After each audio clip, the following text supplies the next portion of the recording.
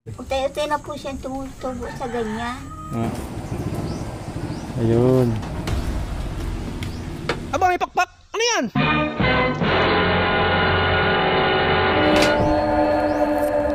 Pelikula, kapatid yung nasa pelikula, ano?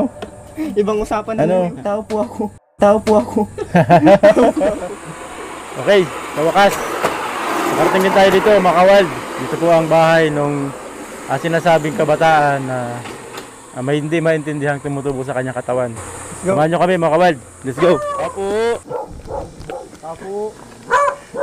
Tapo.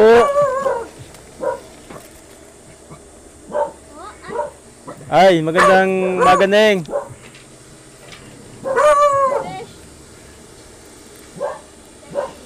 Uy, magandang umaga sa iyo. Pwede tumuloy? Ay, sige. Ayun. Ayun. Ako nga pala si Joe, ano? Ayan, kami yung nabanggit na pupunta dito sa inyo. Ayan. So, kayo yung magkapatid. Ayan. Pwede tumuloy? Okay lang. Sige. Ayan. Okay. Si Lola nyo, nasan si Lola nyo? Ayan po, kakalabas lang. Ayan. Umaga po, Lula. So ito mga kawal, si RB, ano? RB. RB. Ayan. Ito si Nanay. Magandang umaga po. Pero malapit na po magtanghali, ano?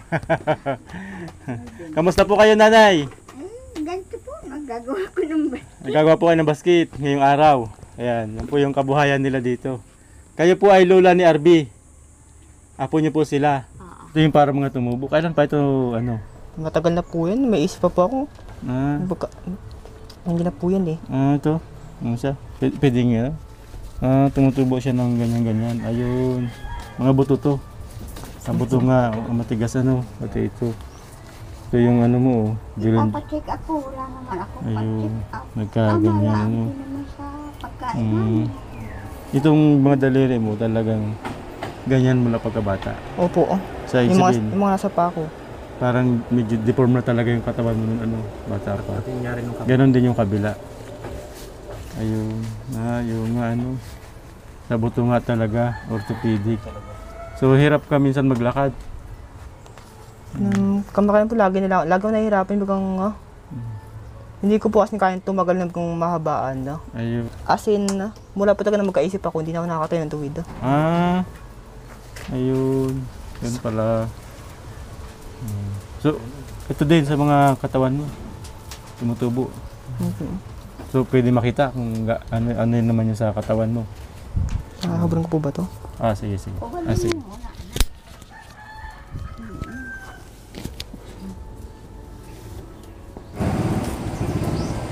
Ayun.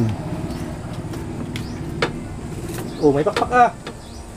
Saklap po ay. Nagtipan na naman ako ng taong yan. Nagtripan ka Ate Lovely mo. Oo po. Gusto kong gawing anghel ah. Lalagyan niyo ng... Ginagawa niya akong kwago. Ano yan, lambingan yung magkapatid. Asarin po namin. Nagulat pati kami ay. Kala namin ay So parang sinasabi niya na parang tutubuan ng pakpak dito. tayo. Dikit lang ano. Dikit lang. Pero may bukol ka talaga dito sa likod ano. Ito. Malaki. po yan. At siya ay buto. Buto siya ano. Ito siya. Sumasakit din siya. Sumasakit din. Kapag napapatama po. Kapag Kapag nahiga napapatama. ako. So, pag So dito niya ito nilalagay. nakataob Iniisip ka, niya na parang ano. Nakataupo talaga walang matulog. kasi hindi siya pwedeng ihiga na tatama siya sa higaan. So pati ito, sumasakit. Pero hindi nga kaya tutubuan to ng pakpak kasi tamang-tama andito. Oh. Hindi po. Ano? Tao po ako. Mga nasa Usapan na, pelikula, sinubukan kapatid ako yung ng nasa pelikula, no? Ibang usapan na po yun. Wag may pakpak na. Alam mo, hindi ka makakalakad pero makakalipad ka pala. May makita yung taong lumilipad. Anong mo gagawin? Hindi ba't babalin? Tao tayo. Ibang usapan pala pag may pakpak. Opo. So yun yung parang ano, naging sitwasyon ng katawan mo ano. Ay, pwedeng ano, tayo ka nga ng tuwid para makita natin na eksakto. Ayun. So Ay, bukong patayan yun. Oo. So hindi ka talaga pala makatayong tuwid. Hindi. Kahit dyan, ano? So yun natin tala sa likod mo. Ayun, so marami siya, ano? Madami siya. Talaga palang ano Eh di, paano pag natutulog ka? Kasi nakalabas yan. Lagi pong may unan sa paligid. Lagi may unan. Para Opo, sa kaliwat kanan po. Tapos sa may bandang tuhod pa. may unan din. Para hindi siya tumama sa matigas. Tapos kapag nangalay na, matawag na ako. E di pag gising-gising ka. Ilang taon ka na mag-umpisang gumawa ng ganyan? Bata pa po ako noon. Bata ka pa. Pero po yan, no? Nakaka-apekto ba sa pagtatrabaho mo yung yan, nakaka-apekto? Well, Sa trabaho mo, paggagawa mo itong mga para mga buto-butong to? nakakapekto po. No? Nakaka-apekto? Parang masirap kumilos.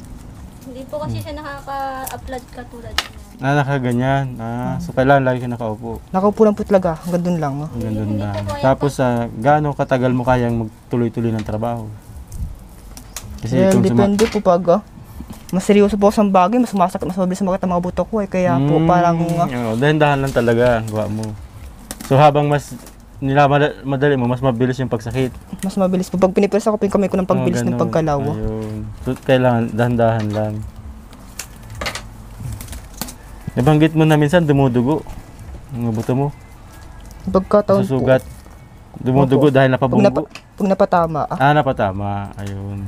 So iniiwas mo siyang mapatama. Pero ang nakakatuwa sa iyo, napaka-positibo mo pa rin sa buhay. Kailangan po ay kung magpapadala sa negatibo, Negatibo, oo. mas masama ang mangyayari. Oo, tama. Ang totoo, RB, iba-iba lang tayo ng kalagayan. Pero ang kaligayahan naman, sa totoo lang, hindi nakadepende sa kung ano yung meron tayo. Kung ano yung wala tayo, hindi na nakadepende. Nakadepende yung kaligayahan natin sa kung paano natin, ano yung pananaw natin sa kalagayan natin. No? Kasi, gaya nga ng sinabi ko, may mga taong kumpleto pero napakalungkot nila ng buhay nila. Nasa pananaw po nila sa buhay. Yeah, nasa pananaw sa buhay. Ikaw ba minsan naisip mo na kahit para paano, maligaya ka pa rin kumpara sa iba? Opo. Ano sa palagay mo yung mas mahirap na kalagayan talaga na dinaranas ng ibang tao? Yung sa buhay po nila, siguro yung mali nilang pag-isip sa mga bagay-bagay. Yung bagang tungkol sa pag-ibig. Ganun. Ayun. Kung sa parang na broken hearted ka na. So, Actually, kung normal po kasi ako, malamang nababaliw din po ako sa pag-ibig ngayon. Kung normal po ako, hindi ako normal. Ayun. Wala nagkakagusto. Wala nagkakagusto dahil sa kalagayan mo. At siguro po kahit po normal ako, hindi ko napipiliin yan. Wala pang trabaho, maghahanap ko na ng pakainin. Bagay, tama rin naman yung sabi mo. So, para sa iba, minsan naisip mo na kung normal yung kalagayan mo, mas madali ka magustuhan. Parang ganun. Kung normal po ang kalagayan ko, mas madali po ako mapapasok sa mga gulo. Ganun. Kung ngayon pong hindi normal ang kalagayan ko, hindi ko po napasok sa gulo. Limitado naman po kaya kong gawin. Limitado. Tama. So, buti na lang, andyan si Lola mo, napaka-supportive sa'yo, Nga po. Kapag may nag-aaway pala sa'yo, inaaway ni Lola mo. Ay, inaaway ko.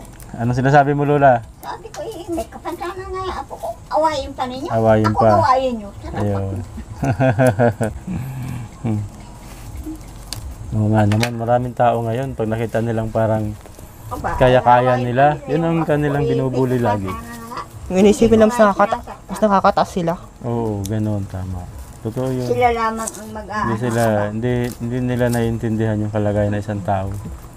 Pero, ang mahalaga, hindi tayo sila na ganoon. Kasi sa mga ganong tao, maraming hindi natutuwa.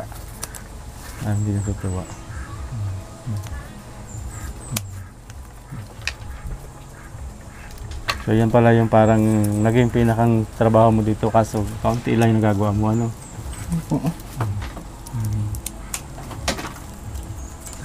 Nakakapag-igib ka, makapagluto.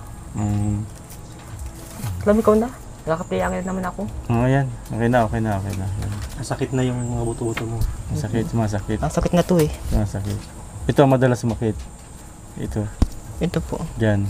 Depende sa kung anong mas ginagalaw. Ano ka ba? Naging kalawiti? Kanan? Kanan po ako. Kanan. So madalas kanan talaga ginagamit mo. Pero parang mas okay yung kaliwa mo, no? Mas okay siya, no? Mas... Hindi rin po.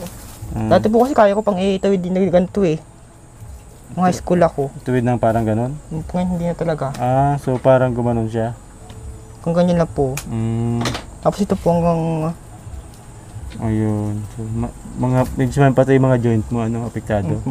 Kaya pag naabot pa ako, nakaganto lang ako. Mm. Hindi kayo mga daliri ko nila pinangabot ko. Oo, ganyan. So marami talagang naapektuhan sa bagay ng katawan mo, ano. Ayun, mga wild, ano.